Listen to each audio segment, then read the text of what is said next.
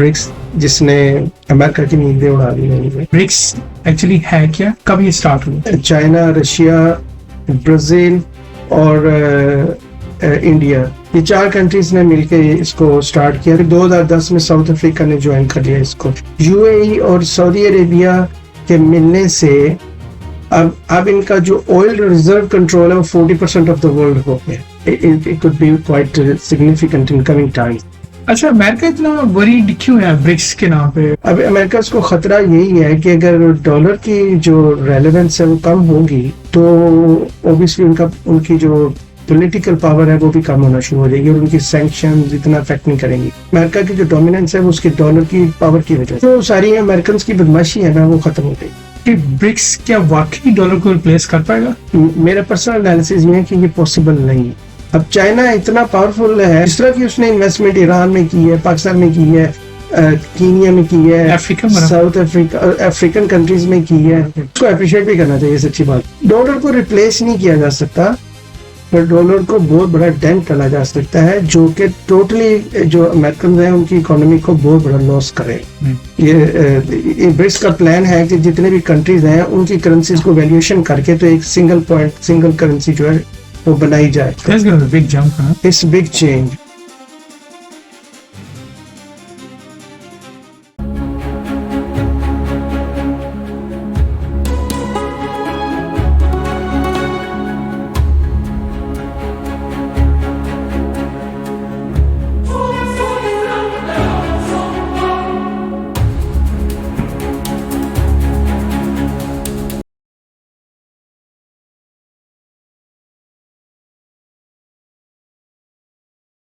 अस्सलाम वालेकुम, hello and welcome to AK show.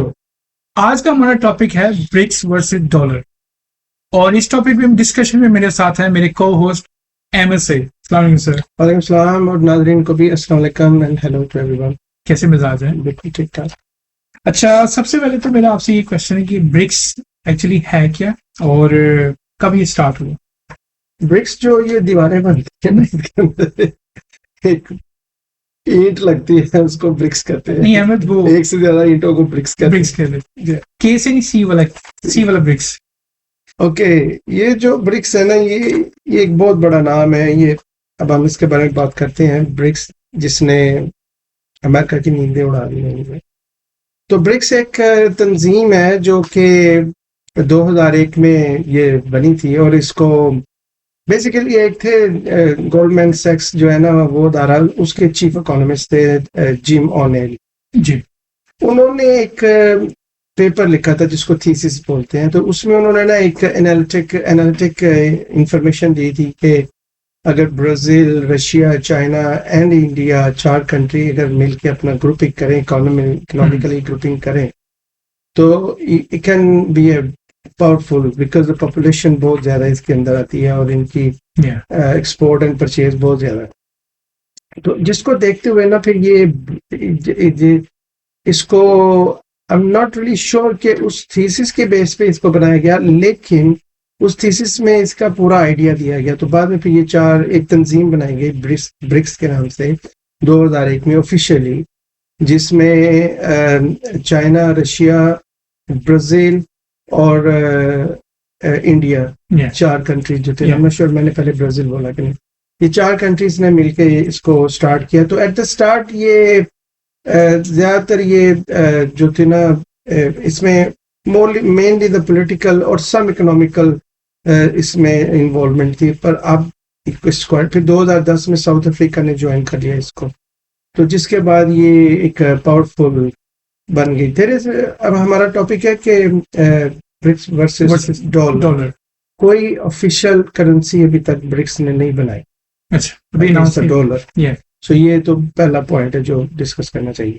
लेकिन अगर आप गौर करें तो ये ब्रिक्स में अब फर्दर कंट्रीज आए हैं 2024 में, जिसमें सऊदी अरेबिया है, यूनाइटेड अरब एमिरेट्स है, इथियोपिया है एंड सम अदर कंट्रीज हैं जैसे इजिप्ट है, ईरान भी इसके अंदर आ गया है। अच्छा, तो अब हम अगर इसको एनालिसिस करें, इसके जो फर्ज करें G7 के मुकाबले में एनालिसिस करें, G7 इज यूरोपियन जो पावरफुल कंट्रीज का एक ग्रुप है वर्ल्ड वाइड या लेकिन मैं अब इसमें ये जो कंट्रीज है ना ये 3.2 बिलियन पीपल है या which is 40% of the population of the world. India और चाइना इतने बड़े सबसे ज्यादा ठीक है पॉपुलेशन। और उसके बाद इनकी जो परचेजिंग पावर पैरिटी है ना जिससे असेस किए जाते हैं वो 31% बनती है, जबकि G7 की जो कंट्रीज हैं उसकी 30% बनती है और इसको एक्सीड कर गई।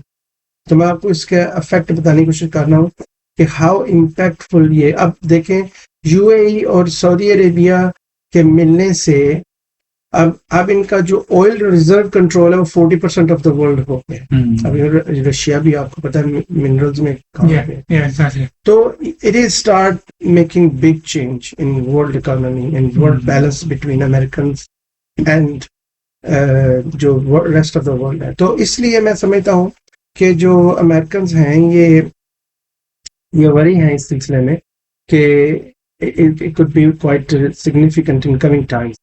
At the moment, it is powerful in a sense of कि ये अभी इन्होंने इकोनॉमिकली भी ये डील करना शुरू कर दिया, तो ये basically tend not to trade in dollars. अच्छा, अमेरिका इतना वरीड क्यों है ब्रिक्स के नाम पे? वो बड़े टैरिफ भी लगा रहा है आजकल जितने ब्रिक्स के कंट्रीज हैं। इसका एक ये बड़ा open and clear and short information है ये कि अमेरिकन डॉलर जो है ना वर्ल्ड में 58% ऑफ इसका जो रिजर्व के तौर पे यूज किया जाता है वर्ल्ड इकोनॉमी में, और 88% ट्रेड किया जाता है। डॉलर जो ट्रेड की जाती है डॉलर के अंदर ट्रेड की जाती है। ये इतना इनक्रेडिबल पावरफुल चीज है अमेरिका के लिए कि ये अमेरिका को ह्यूज जाइंट बना देता है टू इन्फ्लुएंस अदर कंट्रीज। इतनी जैसे अमेरिकन सैंक्शंस अफेक्ट करती हैं बहुत ज्यादा, क्योंकि पैसा सारा उन्हीं का, डॉलर सारी उनकी ट्रेड पूरी दुनिया में उन्हीं की हो रही है। अब अमेरिका को खतरा यही है कि अगर डॉलर की जो रेलेवेंस है वो कम होगी तो ऑब्वियसली उनकी जो पॉलिटिकल पावर है वो भी कम होना शुरू हो जाएगी और उनकी सैंक्शंस इतना अफेक्ट नहीं करेंगी। IMF को वो गाइड करते हैं, इवन यूएनओ में भी उनकी इंटरफेरेंस है। ये सब क्यों है? क्योंकि डॉलर की डिमांड और ट्रेड और हर चीज उसको पावरफुल बनाती है, जिसकी वजह से अमेरिका एक पावरफुल कंट्री है जी। अब डॉलर की डिमांड गिरने से या जैसे कोई पैरेलल करेंसी आ जाती है तो डोमिनेंस खत्म होने का खतरा है। तो अमेरिकन बहुत वरी हैं इस वक्त, दे आर रियली वरी के ब्रिक्स जितनी स्पीड से ऊपर जा रहा है, स्पेशली अभी 2024 में जो बाकी कंट्रीज ऐड हुए हैं इन्होंने काफी वरी कर दिया है। अच्छा अमित, आप बताइए कि जो अगर ब्रिक्स कोई करेंसी लाती है, ब्रिक्स लाइक डोमिनेट करती है, तो वो कैसे डैमेज करेगी जो ग्लोबल पावर है डॉलर की? देखें डॉलर जो है ना ये चूंकि ट्रेड इसमें की जाती है इंटरनेशनली, 1970s में पेट्रो डॉलर का कॉन्सेप्ट इंट्रोड्यूस कराया गया था, जिसकी वजह से डॉलर की ये एक सिस्टम है पूरा जिसके तहत डिमांड्स एंड अब आप देखेंगे अगर डॉलर की डिमांड्स ड्रॉप होना शुरू हो जाएगी तो उसका इफेक्ट्स भी उसके वैल्यू कम हो जाएगी। एंड अब अभी जैसे मैंने बोला कि डायरेक्ट कोई इफेक्ट नहीं है, अभी डायरेक्ट करेंसी अनाउंस नहीं की गई, लेकिन उसके बावजूद जैसे रशिया और चाइना जो है वो यूएन और जो उनके पर अपनी करेंसी था उसमें उन्होंने ट्रेड शुरू कर दिया, ऑयल का ट्रेड शुरू कर दिया। इंडिया और यूएई में एक कॉन्ट्रैक्ट हुआ है जिसके तहत वो इंडियन रुपीज में ऑयल ट्रेड करेंगे, ठीक है। और उसमें सऊदी अरेबिया जो है वो ऑलरेडी अपना जो पेट्रोल है उसको यूएन में सेल करेगा इंस्टेड ऑफ डॉलर्स के, जो कंट्री भी एक्सेप्ट करते हैं उसको, चाइनीज को। इस बिग चेंज इसकी वजह से ना जो डोमिनेंस है ना डॉलर की वो वीकन होना शुरू हो गया। जब डॉलर की डिमांड क्यों थी कि डॉलर की डिमांड इसलिए थी कि dollar we need a dollar because we need to spend and we need to hold the dollar to show the strength economy. जब भी आप पाकिस्तान की भी देखें तो स्ट्रेंथ को डॉलर रिजर्व से लिया जाता है। इंडिया का भी $600 बिलियन रिजर्व से लिया जाता है। तो डॉलर की जो स्ट्रेंथ है ऑटोमेटिकली डैमेज होना शुरू हो जाएगी जब उसकी डिमांड एंड सप्लाई में ही फर्क आ जाएगा।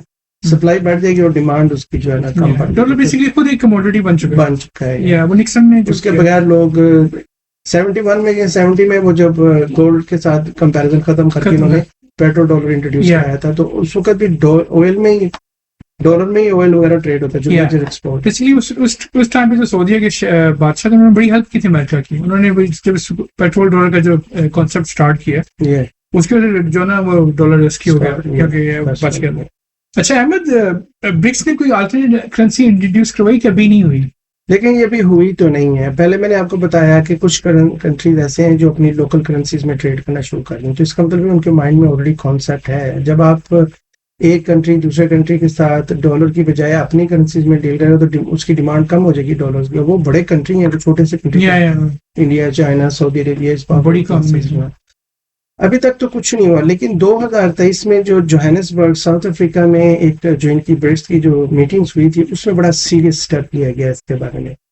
तो उसमें जो जो अभी तक तो उन्होंने कोई अनाउंसमेंट नहीं की, लेकिन चूंकि इसे बिग शिफ्ट, अचानक वो छोड़ के डॉलर को तो नहीं जा सकते, तो अब वो स्लोली ग्रेजुअली वो इसके ऊपर वर्क कर रहे हैं, काम कर रहे हैं, जिसमें कि सबसे पहले उन्होंने स्टार्ट किया कि जो लोकल करेंसीज पे लैंडिंग स्टार्ट की, जैसे न्यू डेवलपमेंट बैंक है इनका, इन्होंने ऑलरेडी जो के रिपोर्ट करता है वर्ल्ड बैंक को, तो उन्होंने ऑलरेडी बताया है कि जी हम जो ये जितने भी हमारा प्लान है, ये ब्रिक्स का प्लान है कि जितने भी कंट्रीज हैं उनकी करेंसीज को वैल्यूएशन करके तो एक सिंगल करेंसी जो है वो बनाई जाए, जैसे यूरोप में यूरो बिल्कुल, तो ऐसा बनाया जाए। तो अब उसमें क्या है कि ऑलरेडी वो लोकल करेंसीज में बैंक ने ऑलरेडी रजिस्टर्ड कर दिया वर्ल्ड बैंक को कि जी हम लोकल करेंसीज में लैंडिंग कर रहे हैं।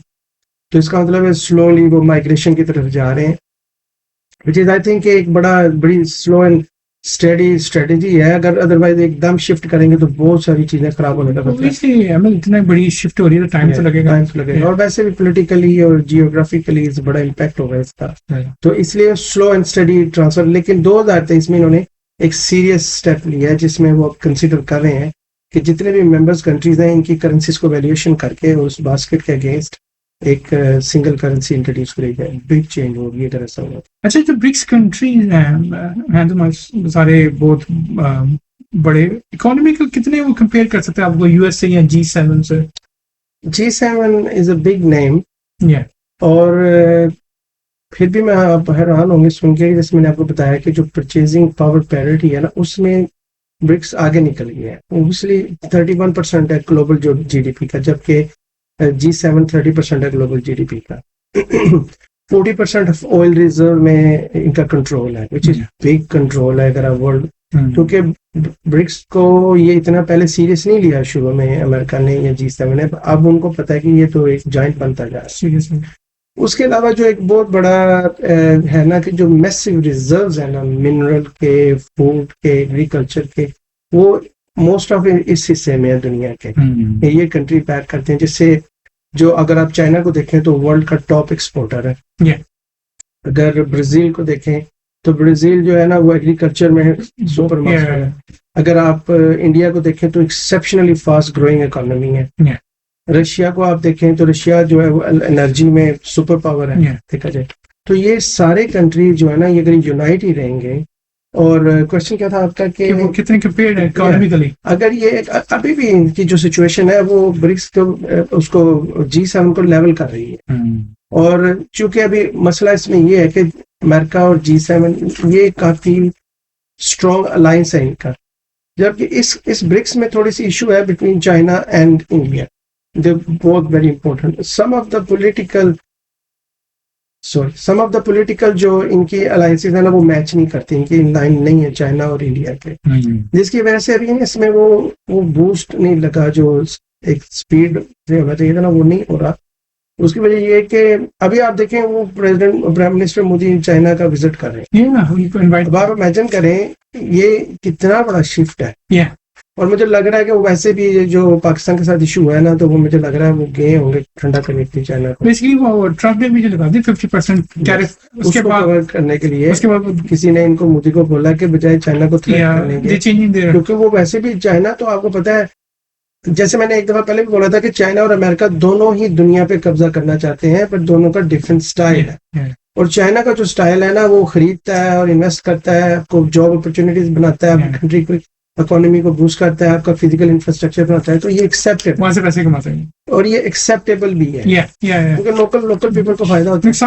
और चाइनीज अमेरिकन जो है वो गन लेके जाते हैं, वो आपके साथ सख्ती के साथ डिफरेंट है ये। अच्छा अहमद, अगर अमेरिका की जो ये डॉलर की जो है क्या कहते हैं, अगर डोमिनेंस जो उसकी पावर है वो अगर लूज करता है तो उस पर कैसे इफेक्ट करेगा ये सारा कुछ?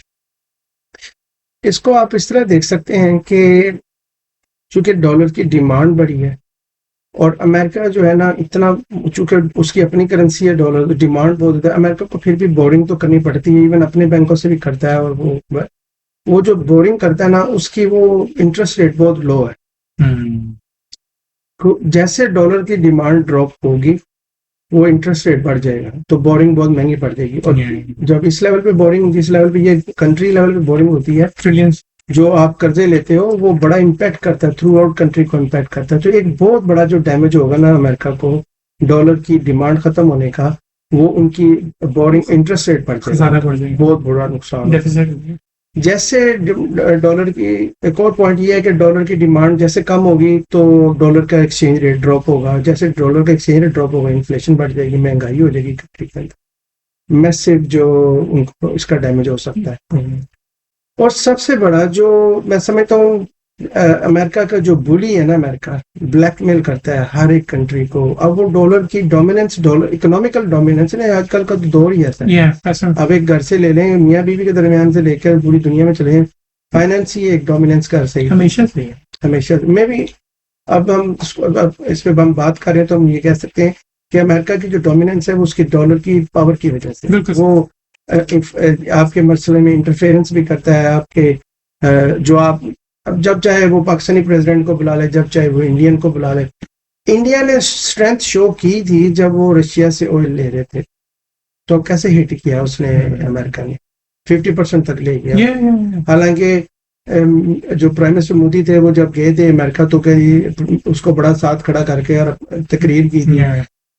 मिस्टर मोदी जो है, प्राइम मिनिस्टर मोदी जो है ना, वो हर एक से ऐसे मिलते हैं जैसे रिश्तेदार हैं, क्योंकि इस लेवल पे कोई किसी का रिश्तेदार नहीं। वो नारा भी तो लगा रहे थे कि अब की बार ट्रम्प सरकार, यू सी दैट इज, इसको फ्लैटरिंग बोलते हैं ना, एक टिपिकल स्टाइल है फ्लैटर करना, खुशामद करनी।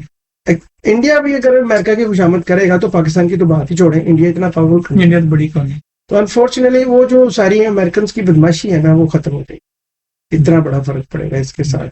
और जब आप देखें कि इतना डोमिनेंस जब खत्म होती है तो जितने इन्होंने अमेरिकन जो है जो सैंक्शन लगाते हैं, जो डिफरेंट कंट्रीज में इंटरफेरेंस करते हैं, वो फिर वो पावर नहीं रहेगी, वो ऐसा ऐसा खत्म हो जाएगी। अच्छा, ब्रिक्स को क्या चैलेंजेस है अगेंस्ट डॉलर सो फार अभी तक? Migrating from dollar to another currency, single currency, it is huge, very challenging. Huge. It's not simple. Even BRICS hold the 40% of population, 31% of the GDP, 40% control over the oil reserves and everything, minerals, agriculture, everything. If you see, Brazil is a giant in agriculture. इसके बावजूद payment system को change करना, जैसे जो international payment system है, trade payment system है, उसको change करना, बिकॉज इसकी सबसे बड़ी वजह जो बहुत बड़ा चैलेंज ये है कि जो करेंसीज, जो कंट्रीज हैं, मेंबर्स हैं ना, इनमें एक दो कंट्रीज, 3-4 कंट्रीज ऐसी हैं जिनकी करेंसी स्टेबल है, बाकी तो जो लोकल करेंसीज हैं वो स्टेबल ही नहीं है। अगर आप इस तरह फर्क करें, पाकिस्तान तो नहीं शामिल इसमें, अगर पाकिस्तान की करेंसी को डाल दें इसमें तो क्या है, उसका तो कोई ट्रस्ट ही नहीं है कि कब क्या हो जाए। तो एक सबसे बड़ा चैलेंज तो जो सिंगल करेंसी को क्रिएट करने में है अगेंस्ट द डॉलर, वो है जो इनकी लोकल करेंसीज है उसको कैसे वर्थ करना है, जैसे वैल्यूएशन कैसे कंपेयर करनी है, क्योंकि वो इतनी स्पीड से उनमें फॉल एंड राइज आता है कि वो उसको बड़ा मुश्किल है उसको मैचिंग करना, तो एक बहुत बड़ा चैलेंज। सेकंड ये कि इंटरनेशनल जो पेमेंट सिस्टम है, जो लॉजिस्टिक है, जैसे डिलीवरी और पेमेंट सिस्टम है, जो सप्लाई चेन पेमेंट सिस्टम है अमेरिका, जो वर्ल्ड में वो डॉलर इस्तेमाल करते हैं, वो ट्रस्ट ही है बहुत ज्यादा, तो इट विल बी क्वाइट मुश्किल, quite difficult to actually for the other countries to believe on their currency, because dollar पे तो सबको कॉन्फिडेंस है कि भाई हर कोई पावर, जैसे मेरे पास डॉलर है मेरी स्ट्रेंथ है, मेरे पास है नहीं, मैं कंट्री के पॉइंट ऑफ व्यू से बात कर देखें कंट्री पॉइंट ऑफ व्यू से उनके पास है, तो ये जो इसको काफी चैलेंजिंग है। और उसके अलावा जो इनकी ब्रिक्स के दरमियान जो पॉलिटिकल टेंशंस है ना, जैसे इंडिया और चाइना का मसला, जो बॉर्डर डिस्प्यूट्स हैं, ब्राजील जो है वो वेस्ट की डिप्लोमेसी को लाइक नहीं करता, उसके में बड़े रिजर्वेशंस हैं उनकी, तो कुछ इसलिए ये चीजें। और सबसे बड़ी बात ये है कि जो इंटरनेशनल फाइनेंशियल इंस्टीट्यूशंस हैं जो वर्ल्ड वाइड हैं, जो वेस्ट के लिए हैं, उनको बहुत मुश्किल होगा इनके ट्रस्ट करना इनके फाइनेंशियल सिस्टम के ऊपर, या डॉलर के अलावा किसी पे डिपेंड करने में बड़ा टाइम लगेगा। तो it's not very simple, it's very difficult, और ये सारी चीज़ें एड्रेस करनी पड़ेंगी। इसमें पॉलिटिकल कोहेरेंस चाहिए होगी, पॉलिटिकली इनका आपस में इश्यूज सेटल करने होंगे। इसमें जो इंटरनल कंट्री की जो इकोनॉमिकल सिचुएशन है उसको इम्प्रूव करना होगा। हर कंट्री को अपने आप को बेहतर करना पड़ेगा। अगर आप जितने भी ब्रिक्स मेंबर्स हैं, अगर इनकी अपनी इकोनॉमिकली सिचुएशन खराब है तो ये उसमें क्या इनकी वैल्यू होगी ब्रिक्स के अंदर। अब जो बाहर की जो दुनिया है ना, वो इनको ये देखेगी कि ये आप खुद कितने पावरफुल है, और इनका जो सिंगल करेंसी ला रहे हैं इसके ऊपर कितना बेस कर रहे हैं, इनकी अपनी स्ट्रेंथ क्या है। इस वक्त तो इसीलिए मैं समझता हूँ बड़ी वाइज स्ट्रेटेजी इन्होंने इस्तेमाल की है कि लोकल करेंसीज में ट्रेडिंग स्टार्ट कर दी है। तो उससे एक पैच बनना शुरू हो गया, उनको एक तरह से स्ट्रेटेजी को स्टार्ट किया इन्होंने ना, कि ठीक है पहले अब हम अपने आपस में कर रहे हैं, फिर ऐसे हम सिंगल करेंसी लेके आएंगे। तो it is quite difficult challenge, so very simple. अच्छा अमित, मेरा आपसे बस आखिरी क्वेश्चन होगा कि ब्रिक्स क्या वाकई डॉलर को रिप्लेस कर पाएगा? देखिए जो अगर आप हिस्ट्री देखें तो मेरा पर्सनल एनालिसिस ये है कि ये पॉसिबल नहीं है। क्योंकि डॉलर का मतलब तो ये नहीं कि आपने एक नोट है, एक करेंसी आपने चेंज कर देनी है। एक पर्सन के लिए तो शायद पॉसिबल होगा तो वो डॉलर को छोड़ कुछ और यूज करना शुरू करते, लेकिन पूरी दुनिया का जो पूरा सिस्टम, पेमेंट सिस्टम है, जो पूरे वर्ल्ड जितना ट्रस्ट है डॉलर के ऊपर, it's not possible to change. And at least next 50 years में या 25, 30, 40 ईयर्स में तो मुझे नहीं लगता कि डॉलर एक बोलिश हो जाएगा। इट इज, लेकिन जो डॉलर की जो स्ट्रेंथ है ना वो बहुत ड्रॉप हो जाएगी। अगर लेट्स से अगर ब्रिक्स जो है वो 20, 30 और 40% जो इंटरनेशनल ट्रेड है होल्ड कर लेता है अपनी करेंसी में, तो डॉलर को फिर डॉलर नॉर्मल करेंसियों की तरह हो जाएगा। और ये कहना तो आसान है, पर अमेरिकन के लिए ये सुसाइड है, उनके लिए एक्सेप्टेबल नहीं है। कि वो सारी बदमाशी इसी के ऊपर है। और अगर इतना बड़ा चेंज अगर ब्रिक्स ले आता है, जो कि पॉसिबल है, अगर ब्रिक्स अपनी जो इंटरनल देखिए, अब इसमें एक और भी चीज है, जो ब्रिक्स की कंट्रीज है ना ये आपस में ट्रेड कर रहे हैं। अब चाइना इतना पावरफुल है और इतना पैसा फेंक है, बगैर मतलब के तो नहीं फेंकते वो ट्रेड करते हैं, लेकिन वो जिस तरह की उसने इन्वेस्टमेंट ईरान में की है, पाकिस्तान में की है, कीनिया में की है, साउथ अफ्रीकन कंट्रीज में की है, पुअर कंट्रीज में एक तो इसको अप्रिशिएट भी करना चाहिए। सच्ची बात पूछें तो जो भी इनकी इंटेंशंस है, श्रीलंका में की है, इतनी इनकी जो भी इंटेंशन है, लोकल को तो फायदा हो रहा है ना, भूखे तो नहीं मारे, जॉबें मिल रही हैं, जो कि एक मेन सर्वाइवल है। डॉलर को रिप्लेस नहीं किया जा सकता, पर डॉलर को बहुत बड़ा डेंट डाला जा सकता है, जो कि टोटली जो अमेरिकन हैं उनकी इकोनॉमी को बहुत बड़ा लॉस करे। जैसे डिमांड्स खत्म होती जाएगी, सप्लाई रह जाएगी, तो it will have big impact on that. और मैं समझता हूँ कि इसके बदले में आप ये कह सकते हैं कि मल्टीपल करेंसी जो है ना वो मार्केट में आ जाएंगे। अगर ब्रिक्स किसी एक पॉइंट के ऊपर आ जाता है कि भी सारे कंट्री, विच इज मुझे थोड़ा सा मुश्किल लग रही है। अगर आप वेस्टर्न देखें ना कंट्री, यूरोपियन कंट्रीज देखें, तो यूरोप वो ओल्ड सिविलाइज्ड कंट्री है, उनका एक सिस्टम है, एक बड़ा पावरफुल, उनके अंदर एक कोहेरेंस है, उनके अंदर बड़ी एक आपस में इंटीग्रेशन है उनकी एक दूसरे के साथ। तो उन्होंने एक बड़ा ज्वाइंटली वो एक दूसरे की बॉर्डर्स को भी एक्सेप्ट करते हैं, एक ही समझते हैं, यूरोपियन समझते हैं। वो आप कोई इसमें नेशनलिज्म का चक्कर नहीं है इन कंट्रीज में। तो ये जो ब्रिक्स में और जो यूरोपियन कंट्रीज में सबसे बड़ा फर्क नेशनलिज्म का। चाइनीज तो अपने आप को इंडियन तो कभी नहीं कहेगा, या वो जाके वहां पर नहीं रहेगा, ये वो उस तरह नहीं जिस तरह यूरोपियन एक्सचेंज करते हैं एक दूसरे के लाइफ के साथ। कल्चर इश्यूज पे बहुत बड़ा, क्योंकि इनका कल्चरल सिमिलैरिटीज है। जबकि अगर आप सऊदी अरेबिया को देखें और चाइना को देखें, कुछ भी नहीं मैच करता, टोटली ऑपोजिट, कंप्लीटली ऑपोजिट है। तो ये जो चीजें है ना, ये इतना आसान नहीं होगा ब्रिक्स के लिए इसको टेक ओवर करना। लेकिन मैं समझता हूँ कि अभी उन्होंने स्टार्ट कर दिया है ना, 20 साल तो 25 साल तो गुजर गए ऑलरेडी। इन 25 ईयर्स में अभी रिसेंटली जब 2024 में बाकी कंट्रीज ने, जैसे सऊदी वगैरह ने ज्वाइन किया है, यूएई ने, इजिप्ट ने, ईरान ने, इन कंट्रीज ने ज्वाइन किया ना, तो उससे एक बूस्ट मिला है। सऊदी अभी इसलिए मूव हो रहा है क्योंकि ऑयल अब खत्म होते जा रहा है। definitely they try to find new avenues, you know. एक बात मैं जरूर बोलूंगा कि जो सऊदी क्राउन प्रिंस हैं, is a quite intelligent man, MBS, you know. MBS, sorry excuse me, ये दूर की सोच रहे हैं। इन्होंने पहले ही बांट लिया है कि इनका जो टाइम है वो ओवर होने वाला है, 20-30 साल का ऑयल का, 50 साल का ऑयल। Yeah, results. मैं आपको बताता हूँ कि मैं ऑलवेज डेमोक्रेसी की मैं बात करता हूँ कि जी democracy is best way of Way of ruling, ruling, yeah. ठीक है। बिल्कुल। एक मुझे सऊदी अरब के जानने वाले हैं, दोस्त तो नहीं मैं कह सकता उनको, उनके साथ मेरी थोड़ी सी डिस्कशन हो गई, तो उन्होंने मुझे बोला कि he first time actually pointed out the what are the benefits of kingship, which was very we had a 2-hour discussion, and during that 2 hours उन्होंने मुझे बोला कि देखो जो किंग्स होते हैं ना, जैसे MBS है या बादशाह हैं उनके, जो कि MBS क्राउन प्रिंस हैं लेकिन he is running everything, Yeah. तो वो बताते हैं कि ये ऑन करते हैं अपने कंट्री को, तो ये नहीं चाहते कि हमारा कंट्री, हमारा जैसे आप एक घर का मालिक है, वो नहीं चाहता कि मेरे घर में कोई प्रॉब्लम हो, वो अपने घर को स्ट्रॉन्ग रखता है, पैसा कमाता है अपने कंट्री के लिए। तो ये किंगशिप का एक जो सबसे बड़ा फायदा ये है कि ये लोग ऑन करते हैं अपने कंट्री, जब ये ऑन करते हैं ये समझते हैं ये हमारी जायदाद है, और वो उसको बेहतर से बेहतर करते हैं। ये माइंडसेट है हर किंग का, और जब एक किंग अच्छा नहीं होता तो उसकी फैमिली के अंदर जो बाकी लोग होते हैं उसको हटा देते हैं। Yeah. He had the point, to be honest. But obviously, और एक बात उसने और की, जब मैंने कहा ना कि बीइंग ए डेमोक्रेसी आपका जो नॉर्मल पर्सन है उसको भी राइट होना चाहिए, तो उसका वो कहता कि नहीं, ये पॉसिबल नहीं है।